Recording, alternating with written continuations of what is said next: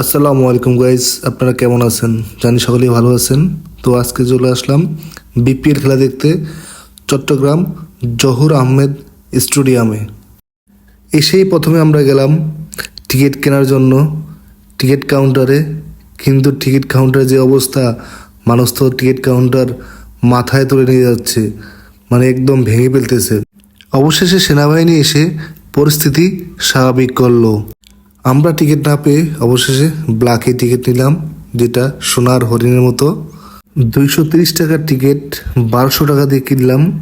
কিনেই আমরা চলে গেলাম খেলা দেখতে। আজ যেহেতু শুক্রবার, এই জন্য মাঠে প্রচুর পরিমাণ দর্শক এসেছে খেলা দেখার জন্য, কিন্তু টিকিট না থাকার কারণেই অনেকেই খেলা দেখতে পারতেছে না। অবশেষে আমরা যাবতীয় প্রক্রিয়া শেষে মাঠে প্রবেশ করলাম। এবার মাঠে এসে আমার সবচেয়ে ভালো লাগলো এই জিনিসটা দেখে, ফ্রি পানি খাওয়ানো হচ্ছে। অবশেষে আমরা চলে গেলাম গ্যালারিতে বসার জন্য, বসে খেলা উপভোগ করার জন্য।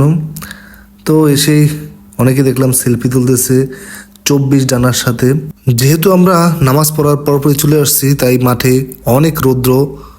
একটু পরেই বিসিবির কর্মকর্তারা এসে আমাদের হাতে কিছু লিফলেট দিয়ে গেল, পরিষ্কার রাখতে সহায়তা করি। আজকের খেলায় যেহেতু আমরা চট্টগ্রামের সাপোর্টার ছিলাম, তাই চট্টগ্রামের কিছু ফ্যান ফলোয়ারও আমাদের সাথে ছিল, একসাথে খেলা উপভোগ করলাম। কিন্তু দুর্ভাগ্য হলো, দিন শেষে সেই চট্টগ্রামই হারলো, আমাদের মনে ব্যথা দিল।